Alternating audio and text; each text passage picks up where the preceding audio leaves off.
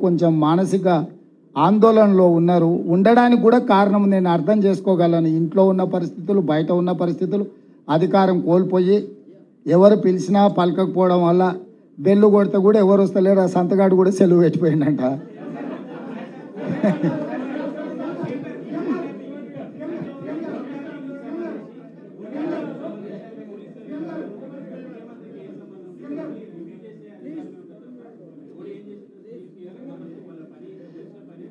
నాకు తెలియదు, ఇంకా దాని మీద పూర్తి వివరాలు నేను తీసుకోలేదు. తప్పకుండా ఆ వివరాలను కూడా బడ్జెట్ సమావేశాల సందర్భంగా విచారణ పూర్తి చేసి అధికారులు నివేదిక ఇచ్చిన తర్వాత మాత్రమే నేను మాట్లాడగలను. ఎందుకంటే బాధ్యత కలిగిన ముఖ్యమంత్రిగా హోంశాఖ కూడా నా దగ్గరనే ఉంది. విచారణ జరుగుతున్నప్పుడు అర్ధాంతరంగా ఆధారబాధరగా ఎవరి మీదనో ఆరోపణ చెయ్యాలనో ఎవరినో గందరగోళపరచాలన్న ఆలోచన నాకు లేదు. అధికారులు విచారణ చేస్తున్నారు.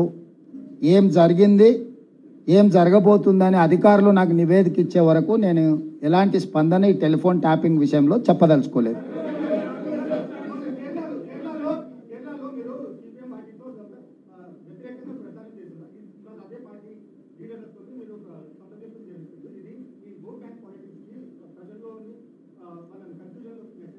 రాహుల్, ఈ దేశం యూనియన్ ఆఫ్ స్టేట్స్ నీకు తెలుసు కదా. వివిధ రాష్ట్రాలతో కూడుకున్న సమూహమే భారతదేశము. మరి వివిధ రాష్ట్రాలలో పార్టీకి వివిధ విధానాలు ఉంటాయి. అందుకే రాష్ట్ర శాఖ అధ్యక్షులు ఉంటారు కదా, దాని ప్రకారమే పనిచేస్తున్నా నేను.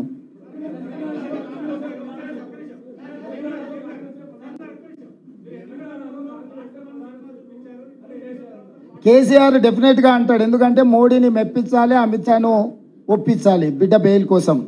తెలంగాణ రాష్ట్రం ఇచ్చి ఆంధ్రప్రదేశ్లో పార్టీ దాదాపుగా కనుమరుగైపోయి కేంద్రంలో అధికారం కోల్పోయి ఇక్కడ ప్రజల ఆకాంక్ష నెరవేర్చిన సోనియా గాంధీ కాంగ్రెస్ పార్టీ ప్రధాన శత్రువు అంటున్నాడంటే చంద్రశేఖరరావు గారి యొక్క ఆలోచన విధానం ఏందో మీరు అర్థం చేసుకోండి.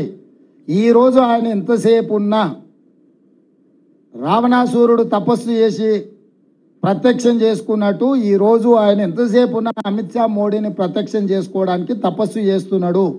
కాంగ్రెస్ను విమర్శిస్తేనో కాంగ్రెస్ వ్యతిరేకంగా పనిచేస్తేనో వాళ్ళు ప్రత్యక్షమవుతారని ఆయన ఒక ఆలోచనతోని కాంగ్రెస్ పార్టీని తిడుతున్నాడు. అంటే కాంగ్రెస్ పార్టీని తిట్టడానికి తెలంగాణ రాష్ట్రం ఇవ్వడమే కారణమా, లేకపోతే ఎస్సీ ఎస్టీ బీసీ ఓబీసీ రిజర్వేషన్లు ఇవ్వడం కారణమా? ఏం కారణం కాంగ్రెస్ను తిట్టడానికి? ఇప్పుడు ఆయన మోడీని ఒప్పించే ఆలోచన తప్ప ఇంకేదైనా ఒక్క కారణం చూపించండి కాంగ్రెస్ను విమర్శించడానికి.